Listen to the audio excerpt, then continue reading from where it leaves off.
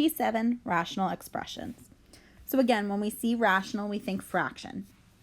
So a rational expression really is a fractional expression, or just like one.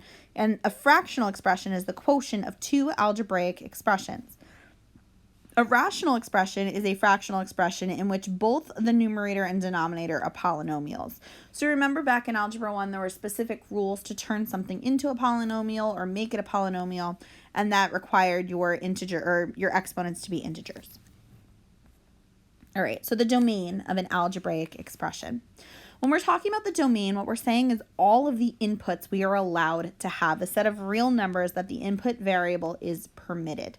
So, for example, if we're looking at the expression 1 over x, our domain is that x could be anything except 0, because if it's 0, then we have 1 over 0 and it's undefined.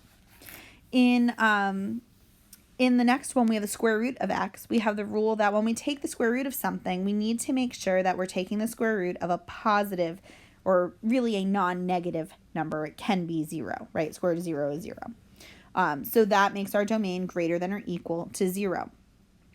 For the last expression, we have 1 over the square root of x. So not only do we have to worry about the square root of x being non-negative, we also have to make sure that our denominator, which happens to be the square root of x, is not 0. So we have two things going on here. We need to make sure that x is greater than or equal to 0, and we need to make sure that x is not equal to 0. So what we need to do here is really make sure we're taking both of those things into account. So it needs to be greater than or equal to 0, and it needs to be not equal to 0, which means it just is greater than 0, because we're not allowed to include the 0. All right, so if I can get this to work. There we go.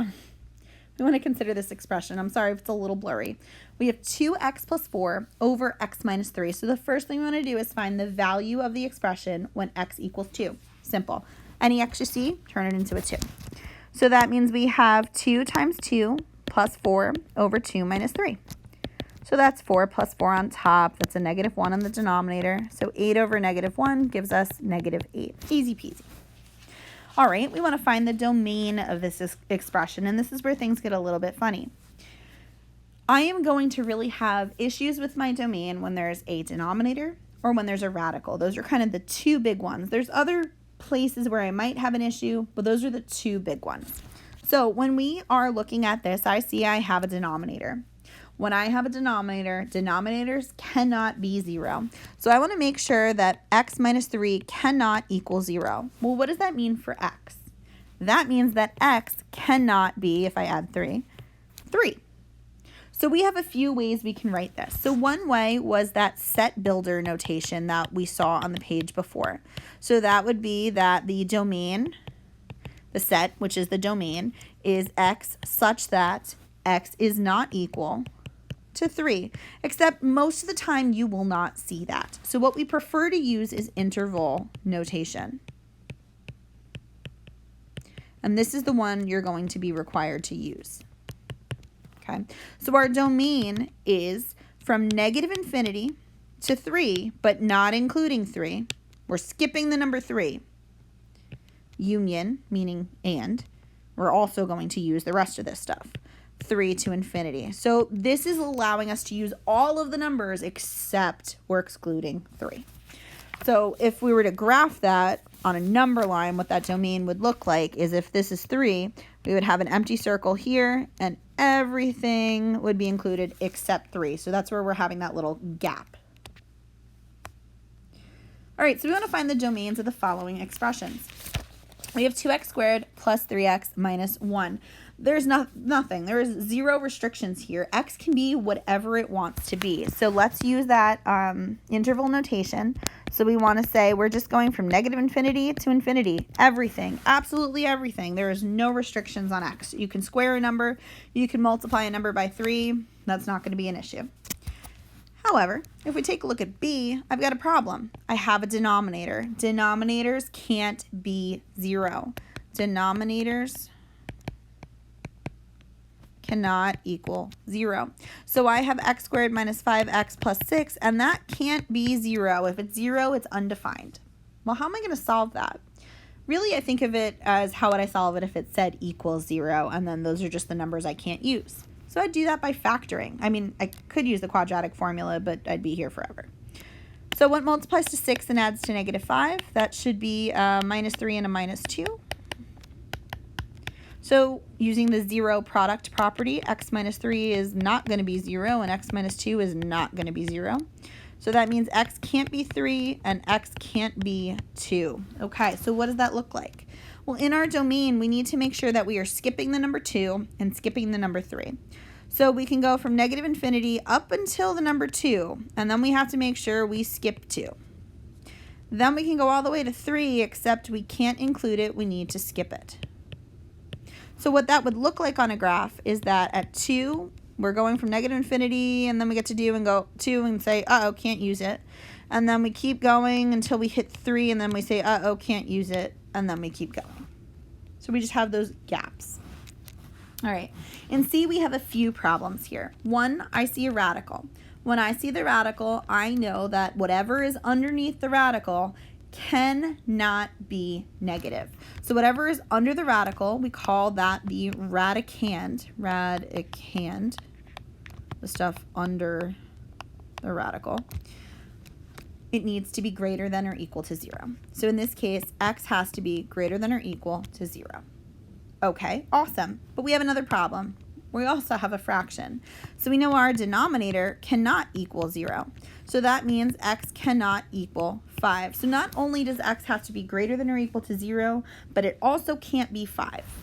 So let's think about it. What's going to show up first? Well, it has to be greater than or equal to 0. The smallest thing it can be is 0. We need to use the squared off bracket, though, because it could be 0.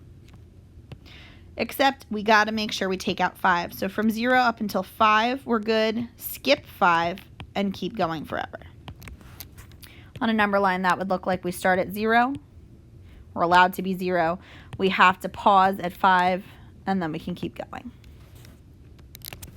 You don't need to include the number line. I'm just doing it for a visual for you guys. All right, simplifying rational expressions. So to simplify rational expressions, we have to factor both the numerator and the denominator, and then we're going to try to cancel out what we can. Okay, we do, though, need to keep in mind when we go back and do the domain, we really should be looking at where we were before anything was canceled or divided out.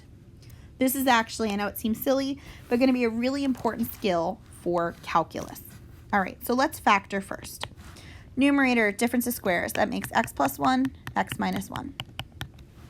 The next one, what multiplies to -2 and adds to 1? That's going to be x plus 2, x minus 1. Awesome. Okay. So now to simplify this, what I want to do is see if anything on top and bottom cancels or divides out. The x minus 1 will divide out, so I am left with x plus 1 over x plus 2, but I have some restrictions. Okay. I can see pretty clearly that x is not allowed to be -2. If it's -2, I've got a problem, right? X cannot equal -2. But there was another problem, and I forgot about it. When I canceled this out, I didn't take into account that if I went back to the original problem, 1 would still be an issue, right? If I plug 1 in here, that's 1 squared plus 1 minus 2, I get 0, can't have 0. So even though it's disappeared from the simplified answer, we need to include that as a domain restriction.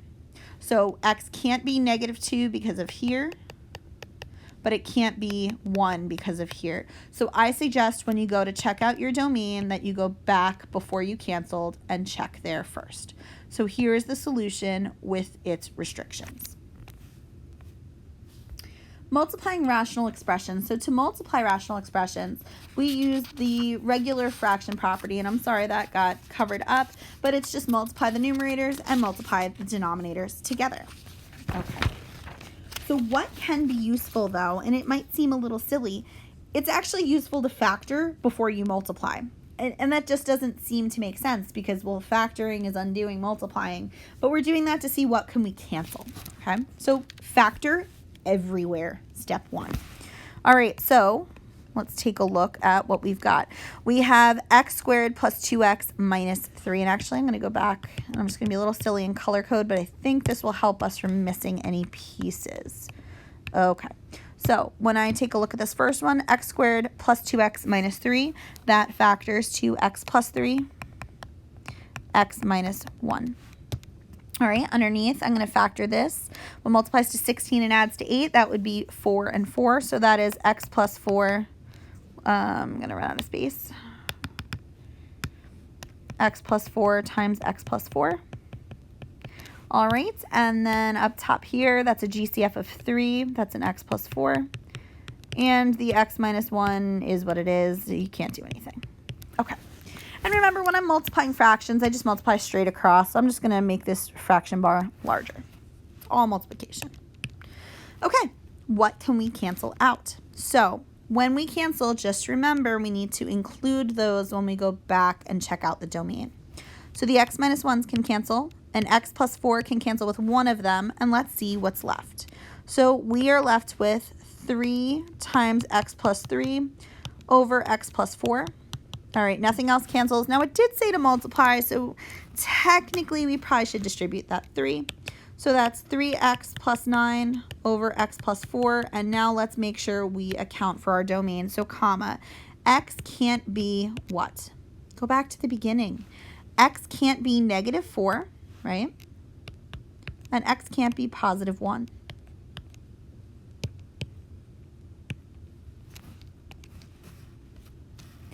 Division. Middle school, you probably remembered it. Most of the kids say it this way. Keep, change, flip. I don't love that, but if it helps you remember, that's great. What we are doing is multiplying by the reciprocal. Regardless, step 1, factor. So I'm going to do the same thing. I'm going to try to color code it so hopefully we don't lose anything along the way. I'll leave this as division. Okay. So let's factor. We've got x minus 4. Well, that can't be factored, so it is what it is. Okay. We have x squared minus 4, so that's x plus 2x minus 2. We have, let's see, what multiplies to negative 4 and adds to negative 3? That would be an x minus 4, x plus 1. And then denominator, what multiplies to 6 and adds to 5? How about a 2 and a 3? I recommend when it's, say, a test or a quiz, or you're just doing a long problem like this, double check your factoring before you move on from here, because if you messed up in the factoring, you're going to have all sorts of problems down, after this. All right, so if we take a look at this, it might not be a bad thing to take a look at the domain right now, but we can also do it when we go back at the end, so it doesn't really matter. All right, keep, change, flip, right? Is that what you learned? Probably keep, change, flip, or let's multiply by the reciprocal. So the first fraction stays exactly the same. I have x minus 4, and on the bottom denominator, we've got x plus 2x minus 2.